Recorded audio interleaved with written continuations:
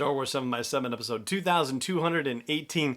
Today we continue our deep dive into interviews with George Lucas from Once Upon a Galaxy, which is the journal of the making of The Empire Strikes Back. Punch it.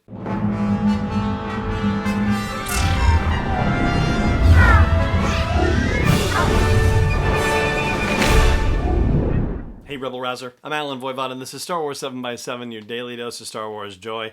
And thank you so much for joining me for it. So, I've been asked from time to time, in fact, actually, Alexander Freed asked me this when I had the opportunity to interview him for Shadowfall, asked about how I record these episodes and whether I'm able to work ahead. And generally speaking, I don't. Usually it's day by day by day, but because of the fact that I'm actually on vacation right now and not in the studio, I have the opportunity to get ahead and use flashback episodes like these to revisit stuff in the archives and share it with you because, I mean, my goodness, the episodes that we've been sharing this week, this is stuff from December of 2014 that I recorded while I was in Orlando, Florida, and it's stuff where we got to dive deep into Once Upon a Galaxy, which is a book that has been brought up in social media conversations fairly often over the past few years because of the incredible access that Alan Arnold had to the cast and crew of The Empire Strikes Back and the utter and complete transparency in the making of the movie. The access that he had was just so outstanding. It's like nothing you would ever read about today. And of course, that access also included access to the maker himself, George Lucas. And so this is the fourth of 6 parts of looking at interviews with George Lucas from Once Upon a Galaxy. These interviews were conducted in 1979 while the movie was being made. And hey, you know, it's the 40th anniversary year of The Empire Strikes Back, so why not look back at something like this? And so without further ado, we're going to dive into part 4 of the interviews with George Lucas from Once Upon a Galaxy. And today, we get into some stuff that's relevant for our world today as well, where the author of the book, Alan Arnold, asks Lucas, do the worlds and the characters take you over and begin to write themselves in a sense? And Lucas responds, yes. And it says, the first script of Star Wars was just murder to write, just awful. It took him 2 years. Most of it was simply finding my way through that world, he says. Now I'm much more immersed in the world. When I did the story for the second film, The Empire Strikes Back, it was easier because it's really part of the Star Wars story. The first script was one of 6 original stories I had written in the form of 2 trilogies. After the success of Star Wars, I added another trilogy, so now there are 9 stories, just like we always knew.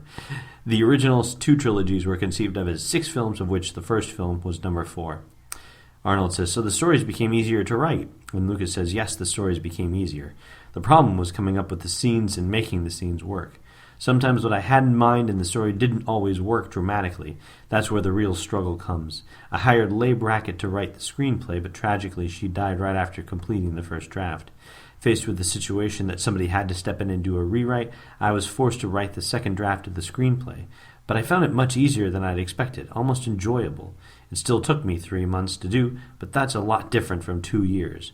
I also had the advantage of Larry Kasdan coming in later to do a rewrite and fix it up. So this is the confusing and mysterious part to me that I just don't get, is that between what we heard about the other day about how he generally enjoys not directing and how he actually found, in this case, the screenplay pleasurable to write, even though he realized, like he knows he needs help punching it up.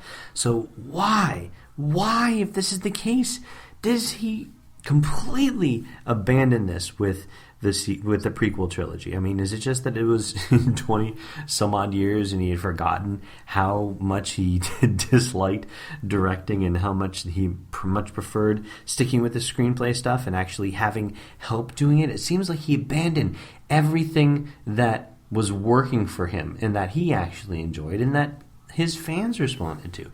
I've never seen anything about the choices that he made. And granted, he's naturally defensive about it. Of course he would want to be defensive about it. I mean, he wants it to be good. He wants his own work to be good.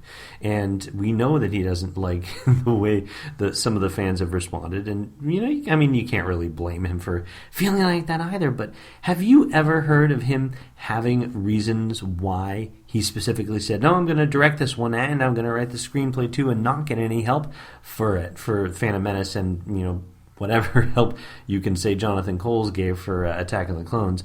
Doesn't seem like it was much, quite honestly, but if you've ever heard anything like that, then please let us know at the Facebook page for the show, which is facebook.com/SW7X7. See, and then when you combine it with this question where Arnold says, do your new business interests conflict with creative matters? And Lucas's response, it's another indication again. He says, I don't know whether they conflict. To operate a large corporation, I've moved into the business world, which is a new experience and one I'm learning from and enjoy. I get another perspective. And although there are worries I didn't have before, they don't conflict with other things. So... yeah, and now I'm seeing headline rumors that Lucas hasn't even seen the trilogy for Episode 7. And,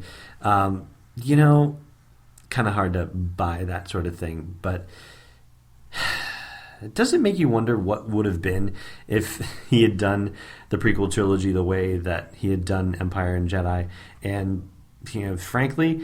this gives me hope even more for the sequel trilogy, just the fact that it's going to be done by other people, but still with his input, because it's still so valuable. Like, we still need his perspective. He still has a wonderful, wonderful story to tell and is deeply immersed in the mythological stories and themes that have to be told. I mean, there's nothing really wrong with the prequel trilogy stories. Like, when you actually look at the stories themselves, it's just the execution of it. And it's really kind of strange and otherworldly to be reading this account from 1979. I mean, this is what, do the math on it, 89, 99, 09, 35 years later.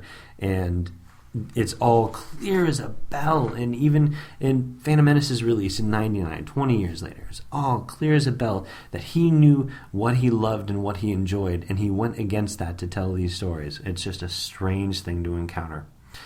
And so that's going to be it for our look back today. And there you go. That's our part 4 of 6. Although I will tell you that part 6 is not going to happen when you think it might happen. And you'll understand that soon enough. But for now, that is going to do it for this episode of the show. Thank you so much for joining me for it, as always. And may the Force be with you wherever in the world you may be. Is not endorsed or sponsored yet by Lucasfilm Limited, Disney, or 20th Century Fox, and is intended for entertainment and information purposes only. Star Wars, the Star Wars logo, all names and pictures of Star Wars characters, vehicles, and any other Star Wars-related items are registered trademarks and/or copyrights of Lucasfilm Limited or their respective trademark and copyright holders. May the Force be with them. All original content is copyright 2020 by Star Wars 7x7. We hope you love it.